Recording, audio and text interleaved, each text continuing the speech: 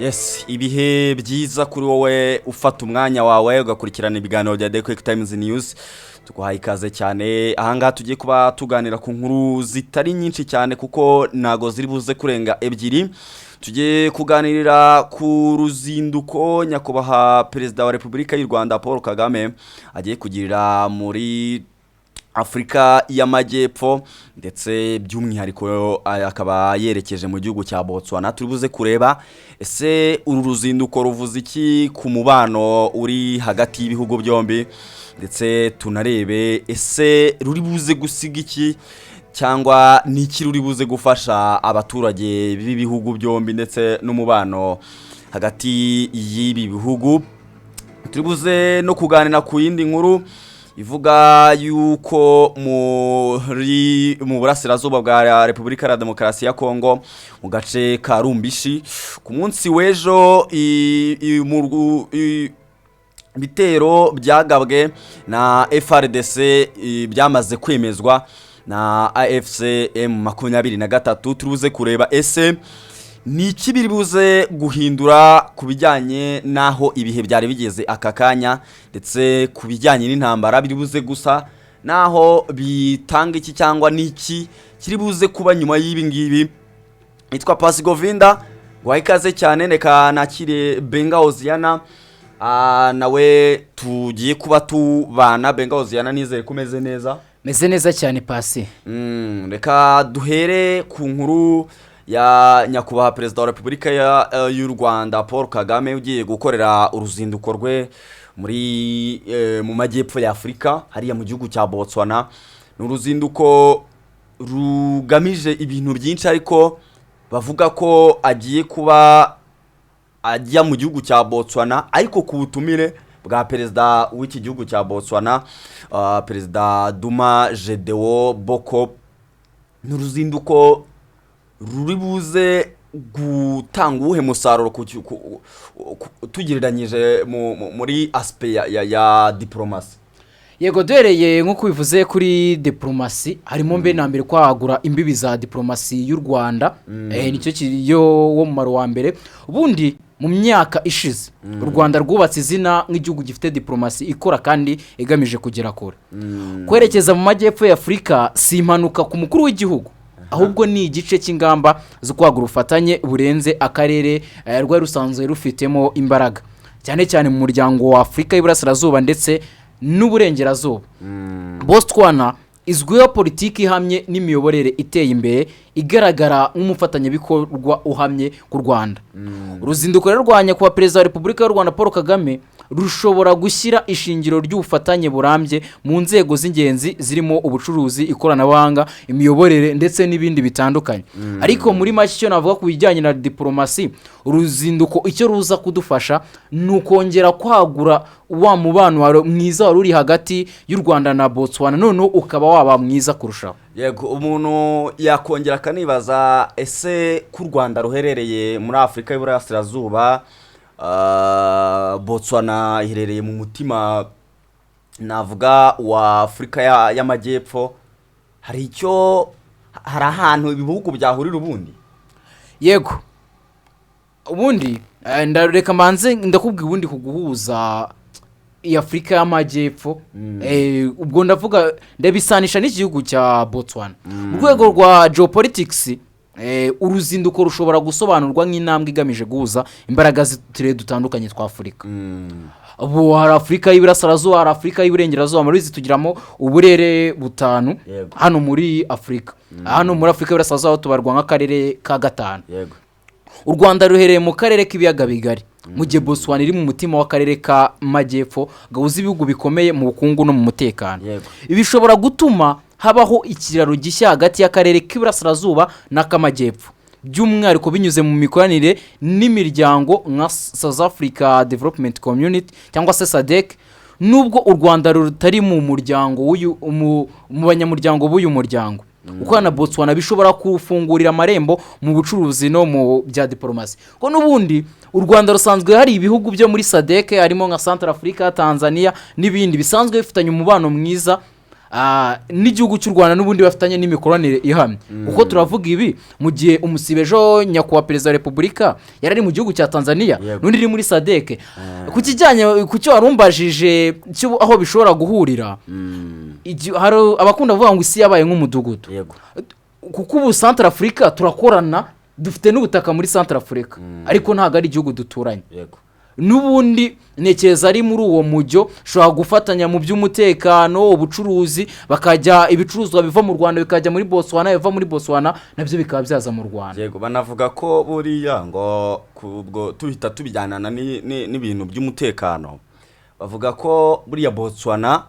atari kimwe mu bihugu bishobora kuba byafata ibyemezo direct mu kuba hakemurwa bimwe mu bibazo bijyanye nyine n'umutekano uba uri mu bihugu bitandukanye umutekano utifashe neza ariko bavuga yuko ari kimwe mu bihugu bishobora kuba byajuwa role ariko navuga iremereye ya nyayo bagira ijambo mu kuba hakemuka ibibazo bimwe na bimwe cyane ko iyi Botswana twamaze kubona ko ifite ubukungu buhamye ndetse bavuga ko buriya n'imiyoborere yabo politike yabo isa naho yamaze gufata irangi ibyo ngibyo nekereza ko bishobora gufasha mu kuba bahuza ibi bihugu navuga bifitanye amakimbirane turabizi ko muri ya ntambara ibera mu burasirazuba bwa Repubulika ya Demokarasi ya Congo mbere na mbere habanje kuza ingabo za Afrika y'Epfo ziza kunanirwa ziranataha murabizi ko ndima mbyibuka zanyuze ni Kigali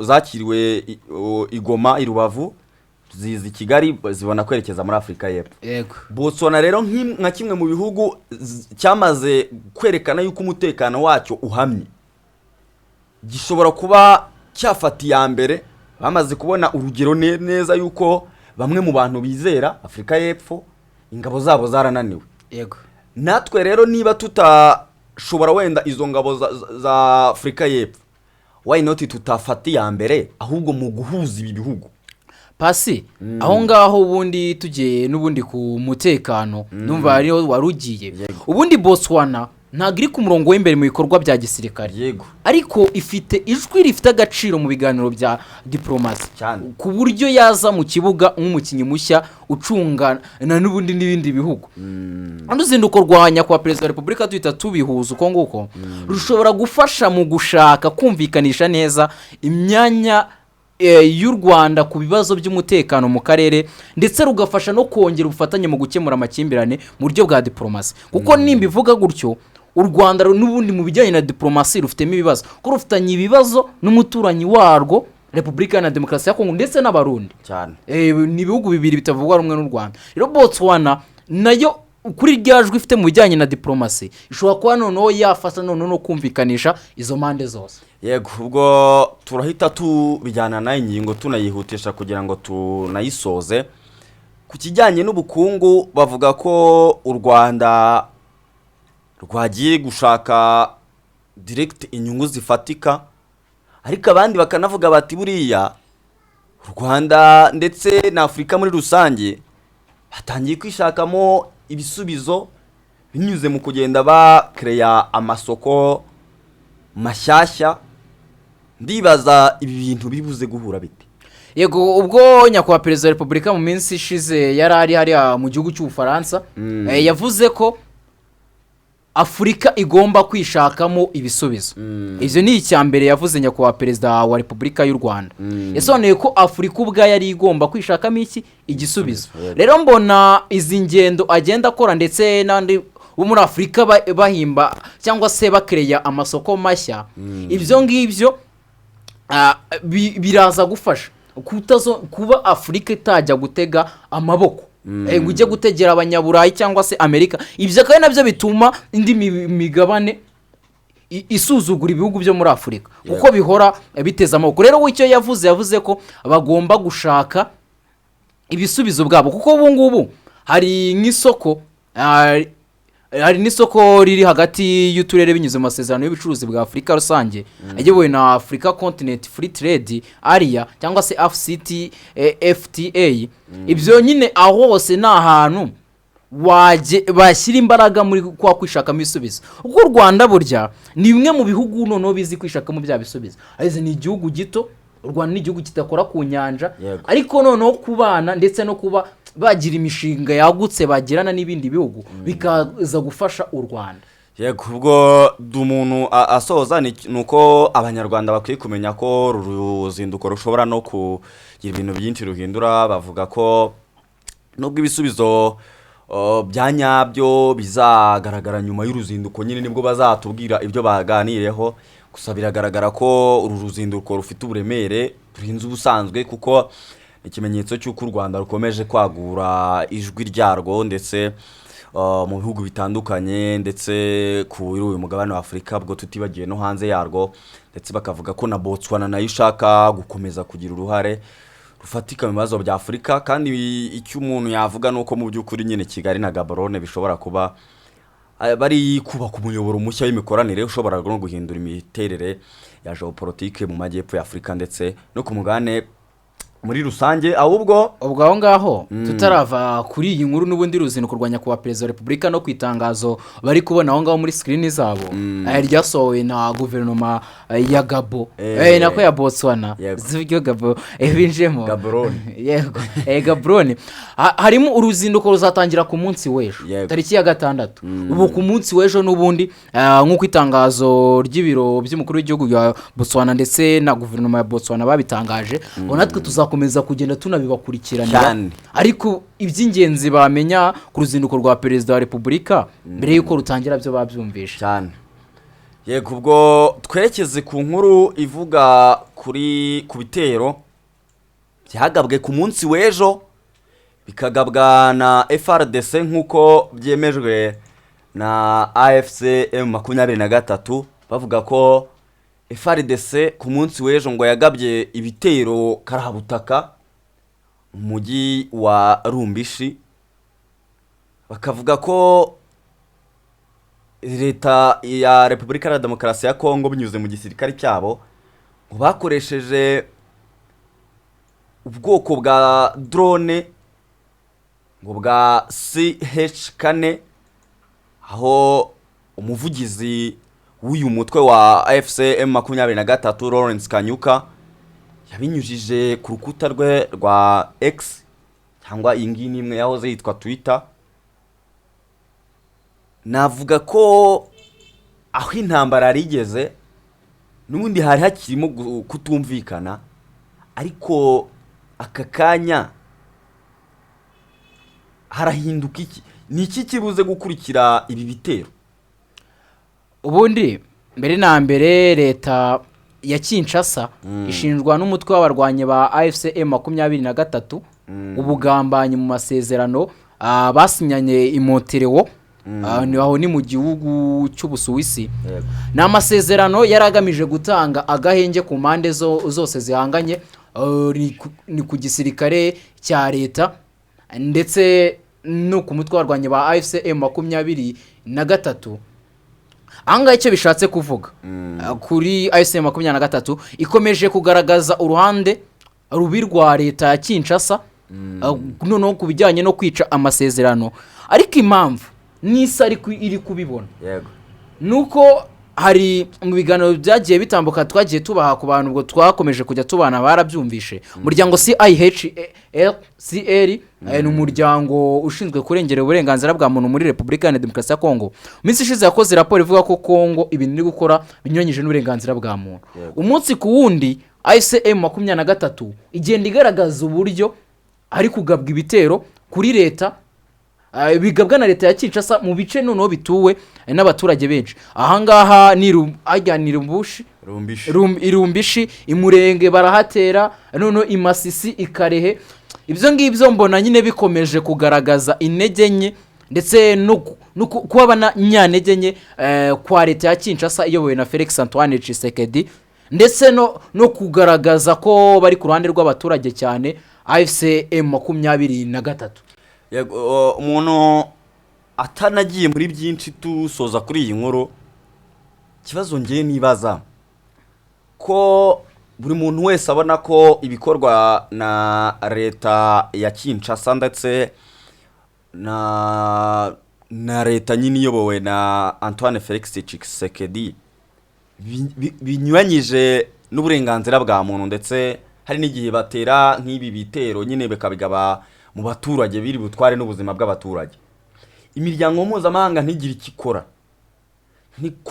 nticyaba ari ikimenyetso direct kigaragaza ko iyo miryango mpuzamahanga ihengamiye ku ruhande rwa leta ya Congo kurusha uko bareba ku nyungu z'abaturage. Ikibazo cyiza cyane. Mu minsi ishize itangazo n'undi FC23 yashyize hanze iri kuvuga ko imiryango mpuzamahanga ibyiri gukora mirarebera kuki ku nyungu zabo bwite. Yego, mbona ngiye kuri iki kibazo. Ubundi mbere na mbere leta ya Congo ni igihugu gikungahaye ku mabuye y'agaciro.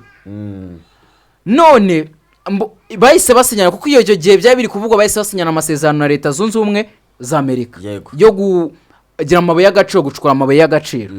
Ibyo ngibyo bishatse kuvuga ko none leta zunze ubumwe za Amerika itakije muri cya cyazo kandi yari umuhuza. Mbona ngi imiryango mpuzamahanga ndetse na UN irimo, ntabwo ninda nyakubivuga, yirengagije realite cyangwa se ukuri kw'ibihari mu burasirazuba bwa Repubulika ya Demokarasi ya Congo. Yirengagiza ko hari abantu bari kwicwa, bari kwicwa kandi bitari ngombwa, bari kuzira. Mpamvu dusigaye tubona ibintu by'imyigaragambyo bihoraho mu bihugu bitandukanye. Yego, yaba muri Amerika, muri Canada no muri Kenya, ndumva ni Burundi ngo bari kuyitegura. Rero iyo iri gutegurwa mu Burundi ni ya leta ya Kinshasa. Mirajya mu nkambi zirimo abanyamurenge ikababwira ko bagomba kwigaragambya kugira ngo babone uburyo bahindura rya tegeko nshinga y'ikira gihugu. Ubona ko mbona n'ubu ni ntege nke za leta ya Kinshasa, kuko mu minsi ishize episkopi wa Kiliziya Gatolika muri Congo niwe wavuze ko ibiri kuba byose ari ubutegetsi bubi bwa Kinshasa. Bona aricyo n'ubundi bikomeje kugaragaza. Abantu barabyumva nyine, niyo mpamvu tubabwira ngo mukande kuri subscribe kugira ngo uko amakuru asohoka, uko verisiyo nshyashya zisohoka mugiye muzikurikira hano kuri The QuickTimes News. Turanagushimira niba uri mu muryango mugari w'aba subscribers 300 duherutse kuzuza. Rero mu rugendo turimo rwa miliyoni, niba utarakanda kuri subscribe nawe uyu ni wo mwanya kugira ngo ukandeho, kugira ngo amakuru atandukanye ajyanye n'intambara ndetse n'ibindi bitandukanye ujye ugenda ubikurikira. Bengaho ziyana ndagushimiye, wakoze cyane Pasi. Ubwo nanjye twari kumwe Pasi Govinda, ubwo dusubire mu makuru ndetse n'ibiganiro bitandukanye tugenda tubagezaho.